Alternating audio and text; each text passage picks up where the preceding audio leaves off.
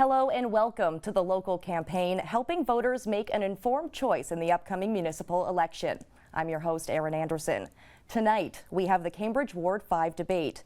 Cambridge's 5th Ward is located in the city's southwest corner. It is bordered by North Dumfries to the west and the Grand River to the east. The ward contains Victoria Park and the Blair Road and Southwood neighborhoods. The candidates vying for this council seat are Pam Wolf, Bill Kirby, and Brett Wagner.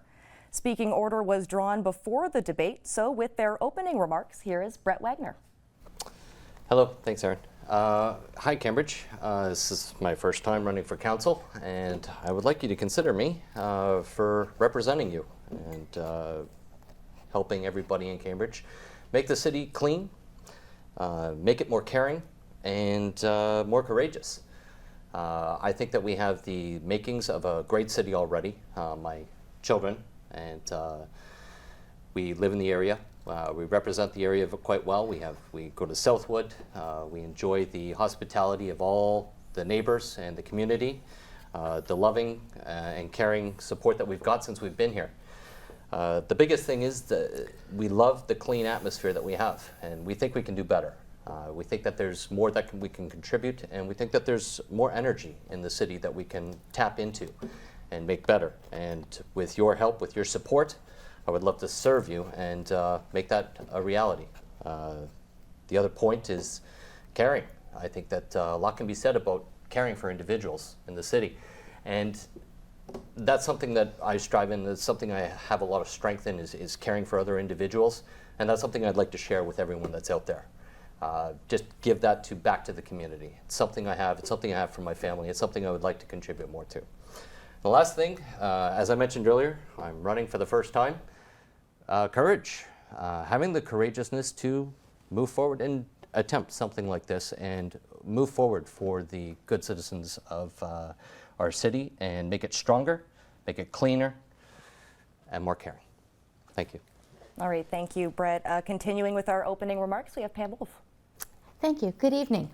My name is Pam Wolf, and I am the incumbent for West Galt, and I am again asking for your support.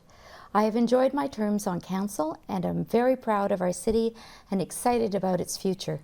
I want to continue to work hard to shape that future and to make Cambridge the dynamic and prosperous city it should be. Today we face serious challenges, and I'm committed to seeing us meet and overcome them.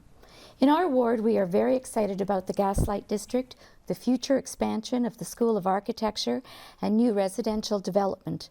I will continue to work to make sure that in all these projects, our unique heritage neighborhoods and assets are preserved. We need to protect our quality of life, and to do that, I will mitigate traffic impacts and fight the expansion of the Dance gravel pit, which borders our ward.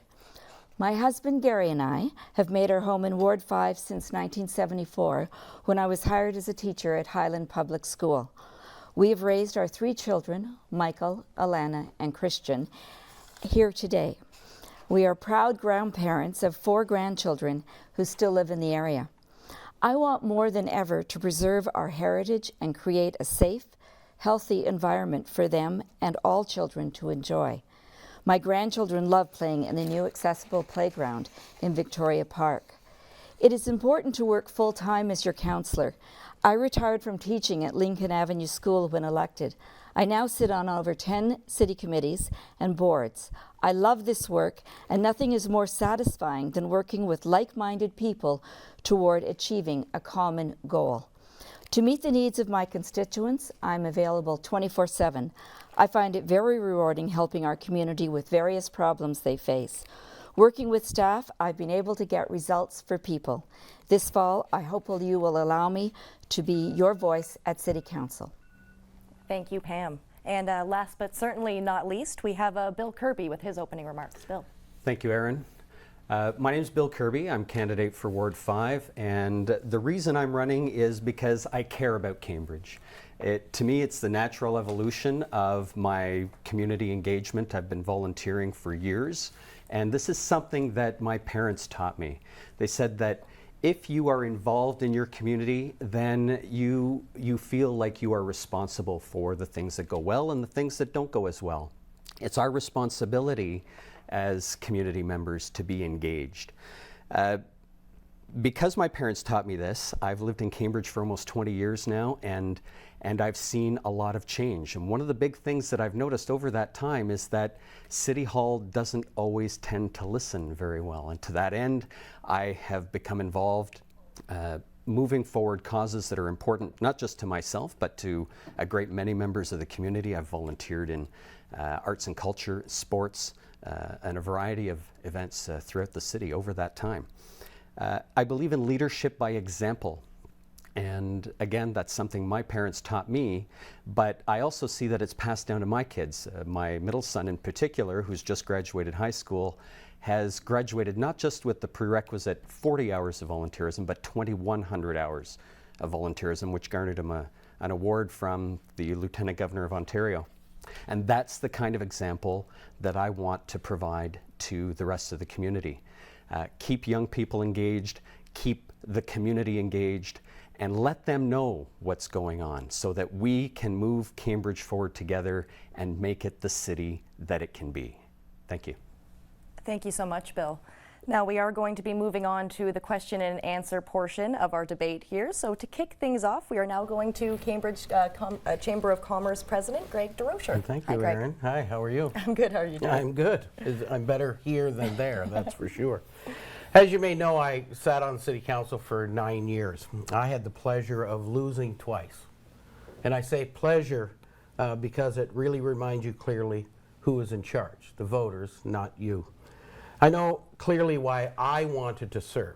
There were some issues that I wanted to deal with. Why is it you want to serve? And to be fair to Ms. Wolf, the incumbent, why is it you want to continue to serve? Now, following with our format, it will actually be incumbent Ms. Wolf the first to answer this question. Pam. Thank you for the question, Greg. I want to continue doing the work that I've been doing for the past 3 terms. In Cambridge right now we have some serious challenges, and I sit on the Affordable Housing Committee, for instance, and we're just in the midst of building our second housing project. I sit on Housing Cambridge and Home Concepts boards, and I want to finish that. Right now we're threatened in our ward with the expansion of the dance pit. I'm working with residents there to fight that expansion. And with the Gaslight District, I'm very excited about that development, but I want to make sure that the heritage buildings in that development remain heritage and aren't torn down. And finally, with our Cambridge West development, I've worked with residents and the developers to come up with some mitigating solutions for traffic, and I want to make sure those are followed through. So I'm committed to my ward, my work isn't finished, and I'd like to see it through. All right, wonderful. Moving on to Bill Kirby. Thank you. A great question, Greg. And like yourself, I actually had the privilege of losing, and you learn a lot about yourself through that process. Why I'm standing as a candidate for Ward 5 is, again, because I think that there's a lot that we can do for this city. We need leadership by example and community engagement. This is an evolution of my volunteer experience, but I also have a lot of skills to bring to the table, having worked in sales and project management for almost 30 years. There are a lot of collaborative skills that I bring to the table, understanding what people's needs are. And it also means that I've had to be able to communicate sometimes complex ideas to people that may have a fixed position or something very specific that they want to accomplish. And if we can find that middle ground, we'll get there much more easily. There are certainly some issues in Cambridge. We've identified the quarry expansion, which is in North Dumfries, which means we would have to collaborate more with a neighboring community and with the province, because the province is behind a lot of the legislation that is going to allow us to find common ground there. Gaslight District, a wonderful expansion of our community, but we have to maintain heritage components in developments like that, particularly where this one is going. And thirdly is the increase in homelessness that we're observing in our downtown areas, and the drug problems. And these are things that are not easily solved. I'm sure that that question will come up later, and I look forward to having a chance to talk about it more. All right, wonderful. Thank you, Bill Kirby. And lastly, for this question, Brett Wagner. Awesome. Well, thank you for the question, Greg. Much appreciated. You've lost, and that says a lot about your character, that you're back and you're going again. And that does speak to my third point, which is the courage to drive forward, the courage to continue on. Winning and losing isn't just about the race, it's about what you learned personally from it and what you can pull from that experience and make yourself stronger and better. And I think that's what Cambridge has. They have the ability to become stronger. They have the ability to become better. And I looked at how Cambridge is perceived. I've driven around the city, and I'd like to see it ranked higher. So if you ask me why my reason is to run with Cambridge, is I'd like us to be that place for our children, for the future, for them to lay down roots, for them to be proud of the city, and for the existing residents to be proud. For everybody, for generations to come, that Cambridge is the place to go. I want us to be that destination. I want you to look up, where am I going to live in Canada? Where can I live? And you look, and Cambridge comes up. Cambridge becomes a viable option for future people to come live here, to increase our population with good quality individuals that are already here to complement them and drive this city forward into the new age, and actually take this city by cleaning it up and taking care of some of the things that we alluded to earlier about the drug problem and the homelessness. That speaks to the parks. It speaks to the individuals that were down there. We want this clean. We want our families to prosper. The Gaslight District is a very nice area. Pokey walking down there it's a lot of fun. It's an enjoyable time, but at the same point, that's one aspect. There are many more that can be explored. Thank you. Thank you, Brett. And definitely something that we've alluded to here already, and we'll discuss it further. For my question, locating a safe injection site within the city of Cambridge, and particularly, what if propositions are made for one in Ward 5? What are your thoughts on that? To kick off this round of questionings, we'll begin with Bill Kirby. Thank you, Aaron. Yeah, a very complex issue, to be sure.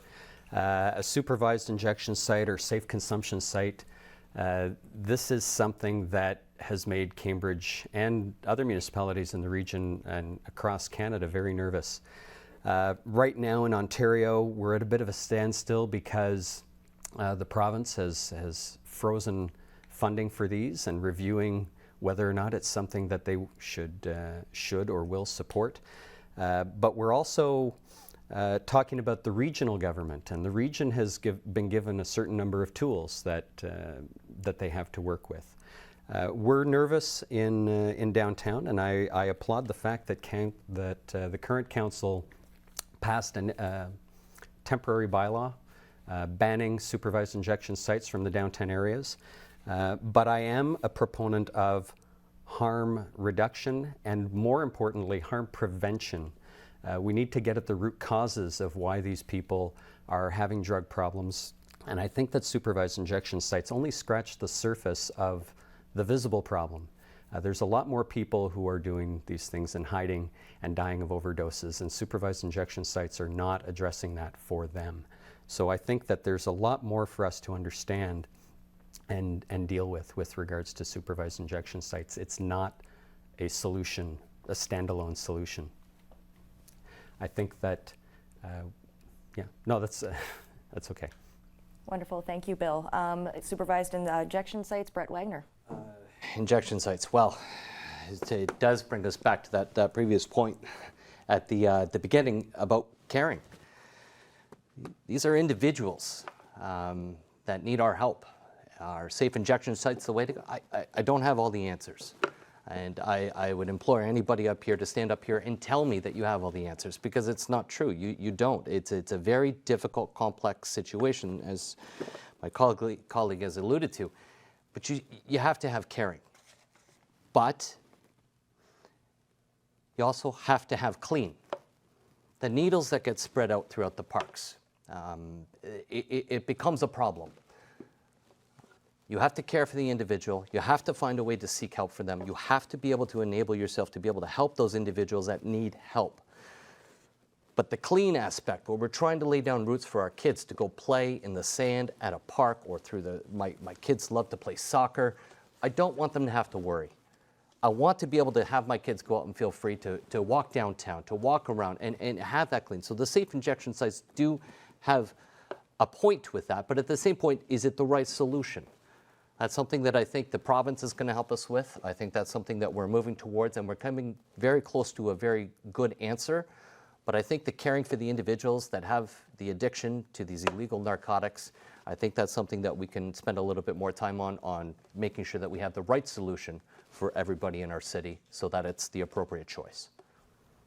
Thank you, Brett. And to wrap up this round of questioning, we have Pam Wolf. Thank you. The issue over the SCS sites has split our community, and that's unfortunate. We are a caring, compassionate community, and I think everybody would like to see the homeless housed, the addicted rehabilitated, and we need to do that. Doing nothing is not an option. So the council, first of all, put out outreach task forces, and we met with all our social partners, the police, the region, the LIN, the hospital, and we came up with some ideas about where a safe injection site could be, or a safe consumption site. And we asked the region, please do not put it in our downtown core. And unfortunately, they rejected that. And the two sites they chose are exactly where we asked them not to put it. Most of council, I think, is in favor of a safe injection site or safe consumption site at the hospital where we can have wraparound services.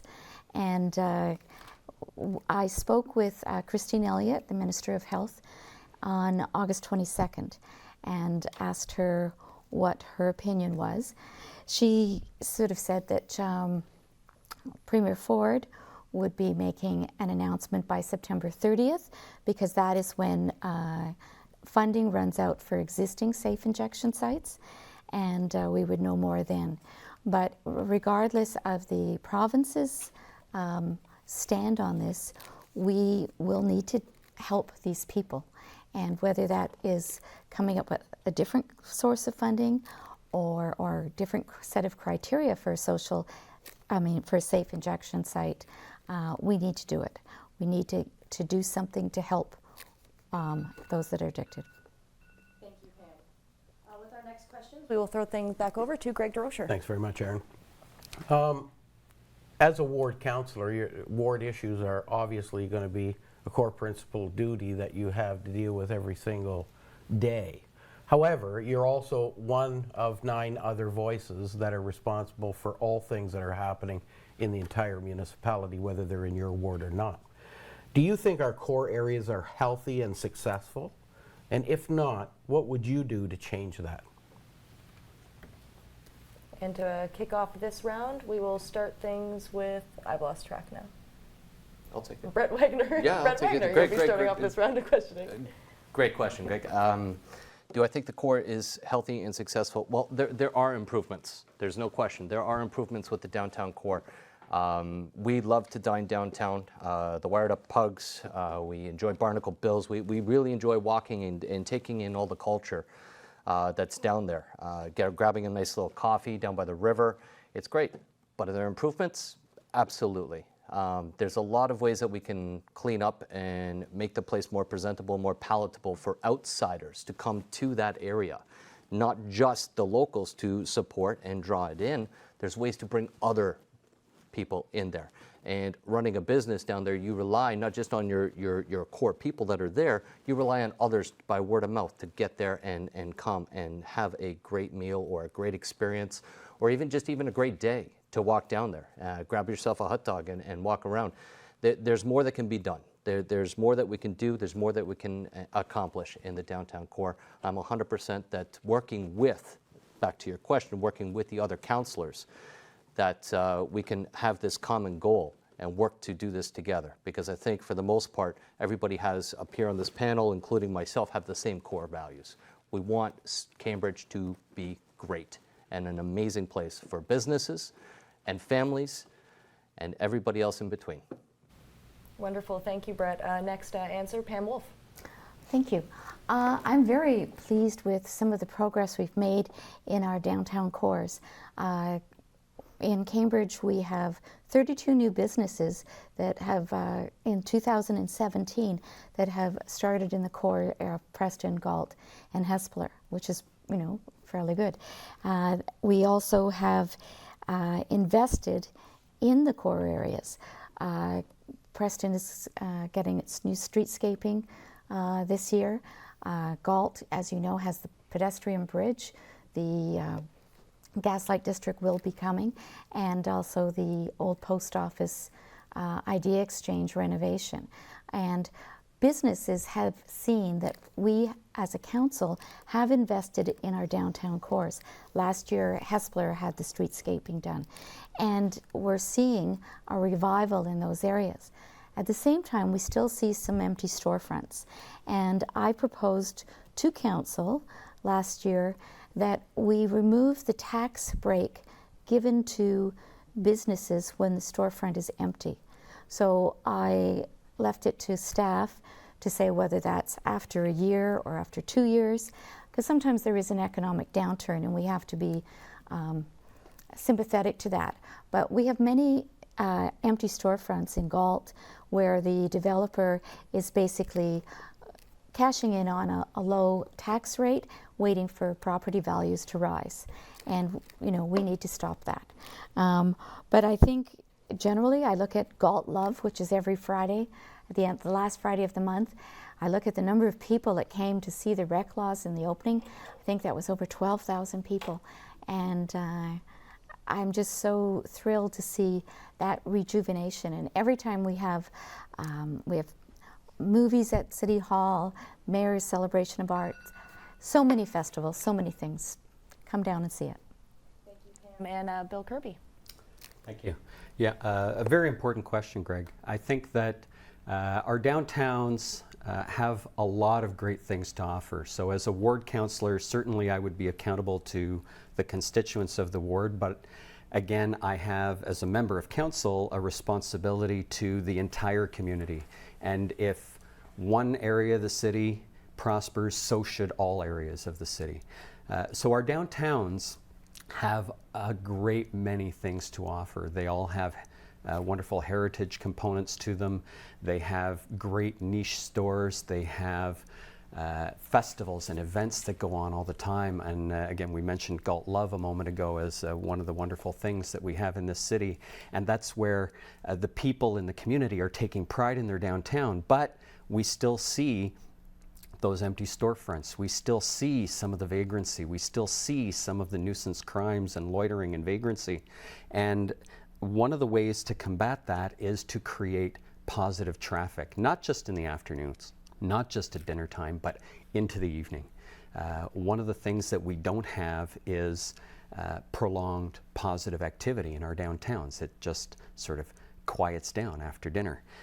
What can we do to encourage more vibrant activity all day long?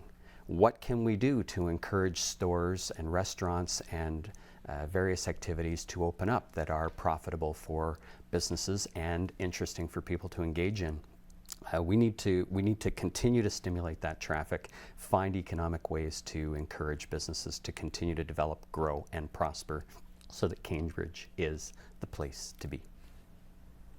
Wonderful. Thank you, Bill. So on to another question here. We were speaking a little bit about traffic there. What's your vision for the future of transportation in the City of Cambridge? This has also been an issue involving LRT. To kick off this round of sessions, we have Pam Wolf starting things off. Okay, transportation. Definitely we've been lobbying the government for many years for the GO train from Cambridge to Milton. And it's been very disappointing that we haven't had any take-up on that. We are also, as we actually spoke to the Minister of Transportation when we were in Ottawa last week, and we are also in favour of the GO train from Cambridge to Guelph and that connection. And so we're doing all we can to promote the GO train. One thing I'm looking forward to is removing truck traffic on Water Street in Ainsley. I've heard this from many business people, from other people. And right now, our south boundary road will be connected to Franklin. And once that's done, that's considered a partial bypass, and we can then designate truck traffic to go around the city using those roads and not down through the main street, Water and Ainsley. So that's a very important thing that we can look forward to next terms once that's completed. Traffic, we also need to encourage pedestrian traffic and bicycles. So we've done a lot with bicycle lanes. The pedestrian bridge we've done. We're also doing the bridge over 401 at Franklin, and that's going to be much safer after council revised the plans there for pedestrians and cyclists. We're trying our best to mitigate traffic caused by new subdivisions. I'm lobbying for a traffic light on Blair Road at George and Blair, where they will enter. Thank you, Pam. Transportation, what would you like to see, and maybe what are your concerns, Bill Kirby? Transportation is a very important issue, not just in Cambridge, but throughout the province. Yes, we've been talking about GO Transit for many, many years in this city, and I think Cambridge is actually very well placed within the region of Waterloo. I mean, we are the intersecting point of so many highways: 401, 97, Highway 6, Highway 8, Highway 7, Highway 24, rail lines going through our community, which are the Milton line and connecting to Spurs down to Hamilton and Brantford. There are so many positives with respect to transit that we are not capitalizing on. We keep talking about GO as a way to get people out of our community to commute to Toronto, Hamilton, Mississauga, but what about bringing people into our community and stimulating that business development? We should be the hub of this region because we straddle the 401 and we've got so many great things to offer. We talked about local traffic, and we haven't done enough to develop along our boulevards and really take advantage of that. Cycling is another important one. I sat on the Trails committee for the city, the advisory committee, for 6 years and was chair for 5 of those 6 years. And the cycling subcommittee was a particular passion of mine, being an avid cyclist. Having cycling lanes in the city is very important so that we can not just have people cycle for pleasure, but commute and use the paths that exist for people to get to and from work easily within our community. We have the tools. When we develop new housing areas, that we shouldn't be lobbying for traffic easing or calming things later on. We should be doing that as part of the planning ahead of time instead of treating that as an afterthought. Thank you, Bill. And lastly, Brett Wagner. Thank you very much, Aaron, for the question. On a lot of these points, I think Bill's got it right on. I think he's got a lot of good points. The bike lanes, though, that's the one I want to support because clean, again, too, environment, clean. Biking is a great mode of transportation. And as any city gets bigger, you need more bike. The more biking, the more people can have a different alternative to an automobile or a truck or a vehicle. The more different options people have with bike lanes, it's terrific. So our city should be doing more with bike lanes. I think bike lanes is a good thing, and as Bill pointed out, I think that's a terrific idea, and I think I endorse that, and Pam as well even mentioned it. I think they're great options. Pedestrian traffic. We just had that nice bridge that was just put across to span the Grand River. I think that's terrific. That bridges our two communities together for a lot of the people that do enjoy the downtown and do enjoy the walk, the commuting back and forth and walking around and seeing the sights. That is a great way as well. So I think Cambridge has a lot of great things. Now, I do want to touch on the actual automotive part of things. And again, to another thing that Bill touched on. Sorry, Bill, I'm taking a lot of your points here. But the 401, a lot of people commute back and forth to Toronto. Our city can capitalize on that as opposed to going out of our city, trying to get to Toronto and back on an LRT or on a GO train. We have a beautiful access to that 401. It's right off. It's very accessible. And I think that's a draw to our city, not away from our city. It's a draw to our city. And I agree with Bill's point here. We should be looking for ways to make that traffic more accessible for us here in the downtown, in the core, but as well for future people looking to lay down roots in our city and grow it and help. Thank you, Brett. Let's keep things rolling with another question from Greg I have a trick Droshy. question for them now, Aaron. Oh, a trick question. I always like trick questions. If you were given a grant of $2 million for Ward 5, you had the sole responsibility of deciding what to do with it, what would you do with it? A trick question for Bill Kirby first. I would buy lottery tickets. No, of course I wouldn't buy lottery tickets. Although, if you don't play, you can't win. If I had $2 million for Ward 5, that is definitely a trick question, Greg. I think I would have to balance it between all of the things that are going on. Advocacy, cleanliness, the parks, things that will support the community and encourage positive growth. Things that are, geared towards our youth, but also for our vulnerable populations or people who are aging, for instance, who have a harder time getting around. I might invest in accessibility. I might spend time looking at the heritage so that we know where we've been and understand better where we're going. $2 million sounds like a lot of money, but I think it would be very quickly spent. Thank you, Bill. And $2 million for Brett Wagner. Oh, that's awesome. Thank you. I appreciate that. I'm going to come back to you when that becomes a reality. But you know what, Greg, thank you for the question. I really do believe $2 million would be best served promoting our area, making our area known, and using that money to show people the great that we already have, to show people how amazing the city actually is. I think a lot of people skip over it. They miss the fact that this place is so amazing to come and live, and I would want this city to be great. Now, that would be a portion of it. That wouldn't be all of it. I think the bulk of the money will be spent on our youth, will be spent on the future in terms of sporting events, the arenas, the pitch that we got going in there for soccer, helping people stay active, keeping the parks clean, promoting that cleanliness, that clean of the city, and having the courage for people to stand up and be proud of being where they live, take that $2 million, promote the city, and also invest in our youth, invest in the sports, and invest in programs, because I think that's the best way to keep kids focused. It's the best way to keep them alive, interactive, and out of the problems that we see in our city with the drugs that we're experiencing at this point, and keep them active. That's where I would put my $2 million. Thank you, Brett. And $2 million for Ward 5, Pam Wolf. $2 million unfortunately doesn't go very far.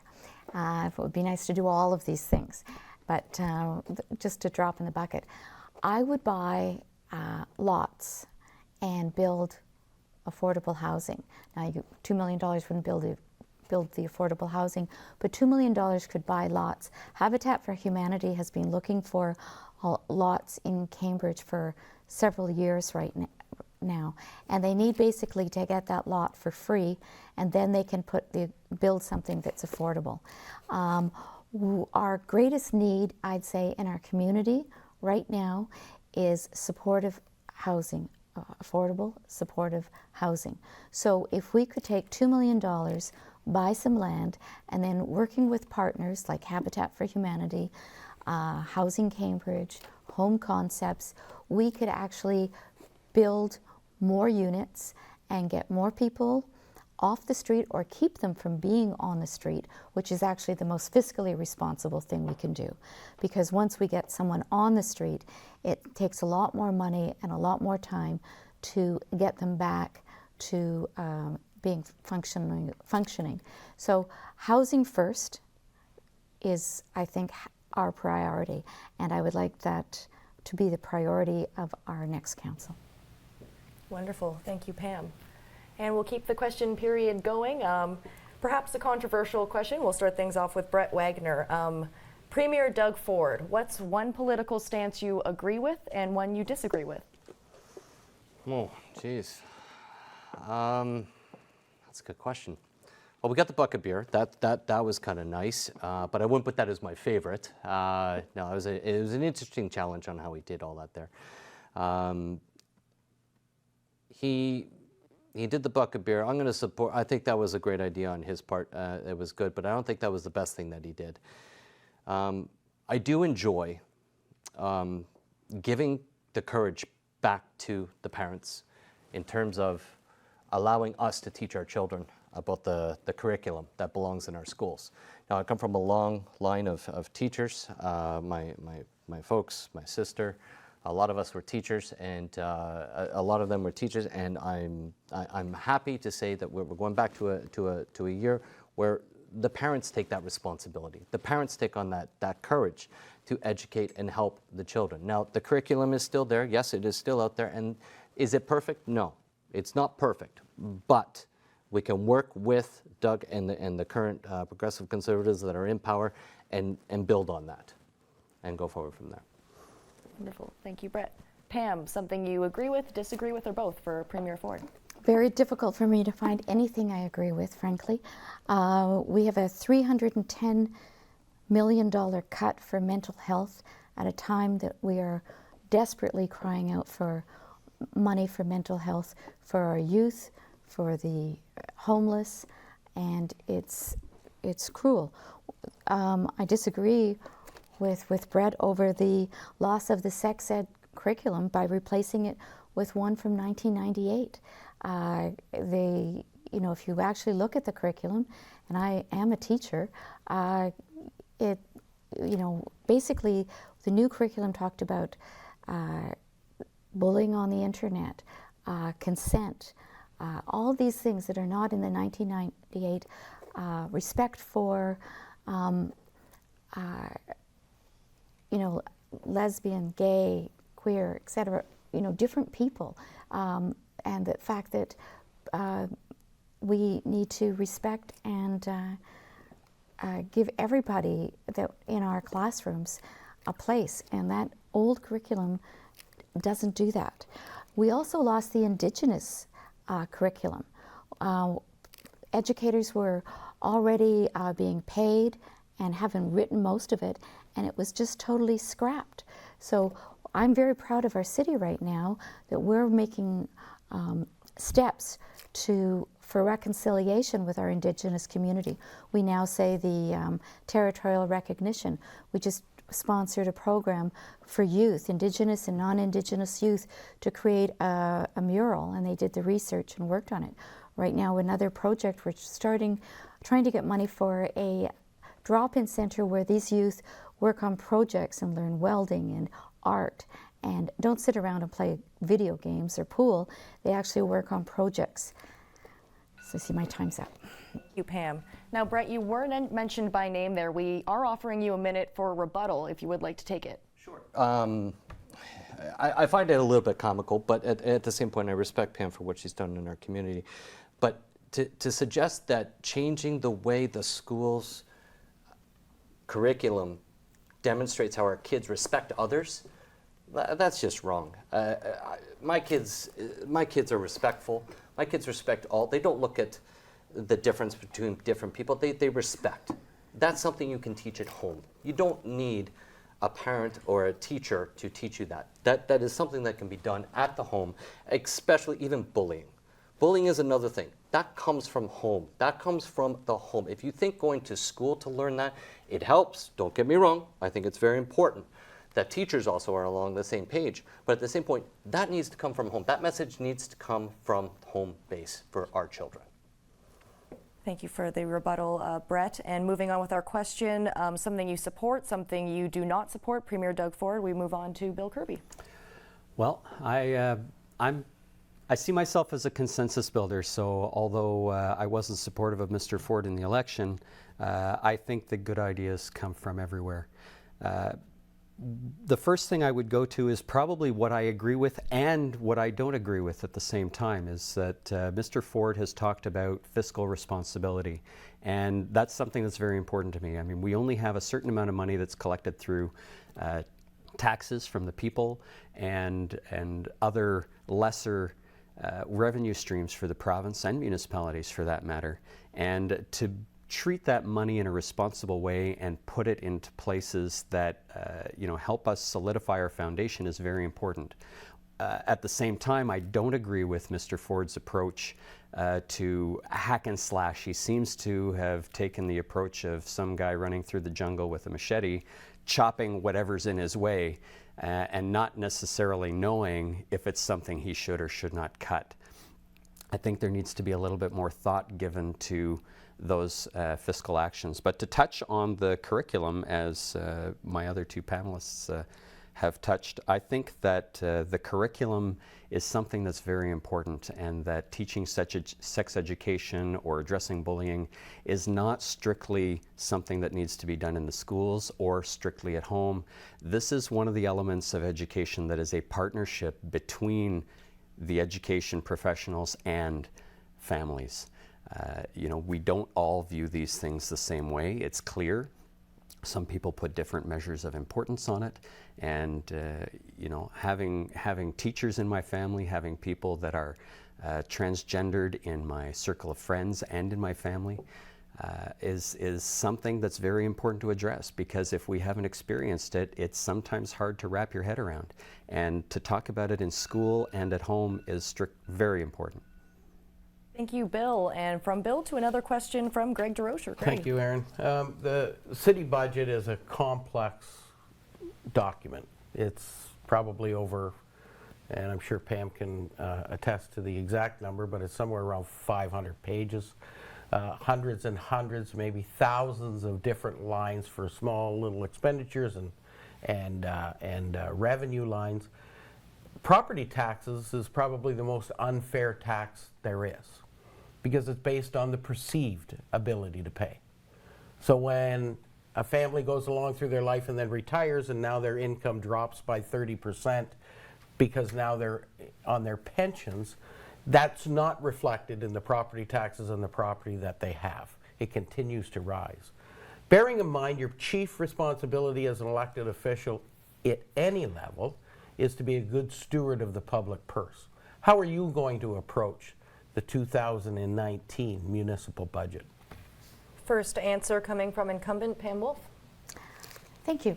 The budget is always, as Greg has said, a very difficult time. I always thought it would be fun, in a sense, to spend all this money, but all you do when you're doing budget is cut. And we all start out, we all want to make sure that the budget is, doesn't go beyond inflation, but often it does. We have a $140 million gap in infrastructure, and if we just have a 1.5%, 2% increase, we're not closing that gap. So we would have to cut services. Now, I find that every time we try to cut services, people don't want that. And so I do find that sometimes, though we try to be fiscally responsible, and sometimes taxes just are above that inflation rate, because people still would prefer to pay a little more in tax and keep their services. So at the same time, all we do during budget season is try to make fiscally responsible decisions, to see what we can cut, what we can't. We look at that budget line by line. And just because it was spent last year doesn't mean it's spent this year. We've cut a lot of our senior management, trying to streamline our organization, and we're hoping that will help. We know that we don't always have to keep the same programs from year to year to year, but cutting is difficult, and these two will find out if they're elected that it is a difficult thing. Thank you, Pam. Moving on, we have Bill Kirby. Okay. Again, you're right, Greg. Taxes and the budget are a very complex thing. We're talking about a lot of money, and people have expectations. I think part of where it comes down is, when does a tax stop being an investment in our community and the future of our community and becomes a burden?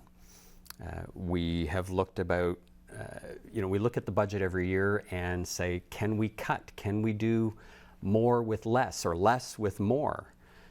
Is what we seem to end up with, because we have this infrastructure gap, we have less staff, we have a community that wants more and more services. And where does that come from? A municipality only gets revenue in three ways. There's property taxes, there's user fees, and there's the gas tax. And we know that the gas tax is poised to be chopped, so that's a hit in the municipal revenue stream. People are used to not paying a whole lot of money to go swimming or to attend all the special events that we've listed earlier on this evening. So where do we draw that line? If we keep cutting back on our staff and we still have to provide a high level of service, how do we manage to do that? How do we do that without increasing taxes to a level that is burdensome, that is unsustainable, that drives people out of our community? Is a great challenge. And I'm sure I won't know the full answer to that question until I'm sitting on council and know all the ins and outs of what goes into the budget, other than reading the document that becomes available every year. Thank you, Bill. And Brett Wagner.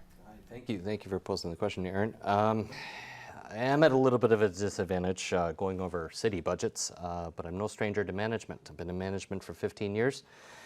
And numbers are my strength. Numbers is something I enjoy to do. I like to work creatively, structurally, but I think the most important thing for being a councillor and reviewing a budget would be listening and understanding the concerns and where that money would be best suited to alleviate the pressures of probably the most problems in our city. So directing where the money goes would be a direct reflection of where we're able to reach out and talk to our citizens and find out where they feel the money should go, along with obviously keeping our responsibility to our city and keeping the services going in that direction. But as I mentioned earlier, I am at a little bit of a disadvantage in this situation. Pam has had the opportunity to review this document, but that doesn't mean that it would intimidate somebody like myself to review it, study it, learn it, and represent my ward with what they feel and how they feel the money should be spent, and listening to them, understanding their concerns, and understanding how that money should be best spent to prosper our city and improve our city. I think it's not up to the councillor, I think it's up to the councillor to serve. And that's what I would give, and that is actually right in my wheelhouse. That is where I have the most expertise. But that's not to say that I'm not at a disadvantage, because I haven't had the opportunity to look at it. But I think listening to the citizens is the best way to understand where some of that money can go. All right, thank you, Brett, and thank you to all three of you. This wraps up our question and answer portion, so we will be moving on to our closing statements now. To kick these off, we will begin with Bill Kirby. Bill. Thank you, Aaron. Very simply put, this is something that I feel is important. Serving the community, providing the chance to engage with people, listen to what's important to them, share their concerns with the rest of council, and move this city forward. What I bring to the table is 30 years of work experience in professional sales and development. I have a lifetime of community involvement on committees as a chairperson of a committee, right down to a day of volunteer and spreading gravel on trails. I'm a communicator, I am a collaborator, and most importantly, I'm committed to this city and the people who live in it. I think it's a wonderful place to live, where people should not only sleep and go work somewhere else, they should live in Cambridge, they should work in Cambridge, they should play in Cambridge, they should raise their families in Cambridge, and most importantly, they should be proud of Cambridge, just like I am. I want to thank the people on the panel with me tonight, and I wish them the best of luck. But I hope for your support on October 22nd, and vote for Bill Kirby. Thank you, Bill. Closing statements, Pam Wolf. I would like to thank Rogers for making this debate possible. Earlier I told you how much I liked committee work and getting results for people. On August 22nd, I gave the message to our Provincial Minister of Health that we need a strategy to combat the opioid crisis that focuses on prevention, treatment, and rehabilitation. I chair our Affordable Housing Committee, which is made up of leaders of housing across the region. Together, we designed an affordable housing incentive package which Council passed to encourage the building of affordable housing. I'm a board member of Housing Cambridge, and we used these incentives to recently build 2 affordable housing projects on Hespeler Road. This is part of the solution to end homelessness. Engaging youth in supervised activity is part of a prevention program to reduce drug use and crime. Our neighborhood associations and libraries provide many of these programs. I sit on the library board and on the construction committee for the old post office idea exchange. I'm so proud of this building and the programs it contains for seniors, adults, youth, and children, who all have a place here where they can explore the future. More people came to our grand opening party than I've seen downtown since the Gaslight Party. From the terrace of the old post office, you have a spectacular view of our heritage churches and our pedestrian bridge. Over 120,000 people have crossed this bridge since it opened May 26th, and I guess this proves if you build it, they will come. In 2017, 120 new businesses opened in Cambridge. We have the lowest unemployment rate in 18 years and new residential development throughout the city. We have much to celebrate in Cambridge and much left to do. I have energy and vision, and with your help, we'll find creative solutions to city challenges. Thank you, Pam Wolf. And closing statements, Brett Wagner. Thanks again, Erin. Thank you to Rogers for having me, my fellow panelists. Cambridge, on October 22nd, I'd like you to vote for Brett Wagner, myself. I am an innovative choice for Ward 5 councillor. With your support, I can make major contributions towards a bright future in Cambridge and ensuring it becomes a better place to live, work, and play. I have a strong belief in family values, a vision for prosperity, and passion for a community where all can exist harmoniously. I want people to remember the assets that I bring to city and the role on council also include a 15-year career as a successful business manager for 2 different corporations. My creative thinking and energetic approach to problem solving are just a few skills that will benefit Cambridge as it evolves. My young family and I are rooted in the community and deeply engaged in it. We want to stand up and participate in shaping our future and yours.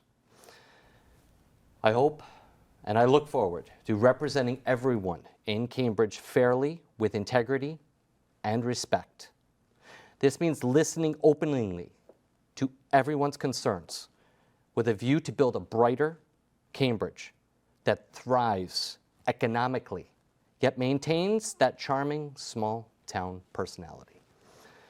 We're lucky to live in such a great city. Let's all work together to build this greatness and keep Cambridge clean, caring, and courageous.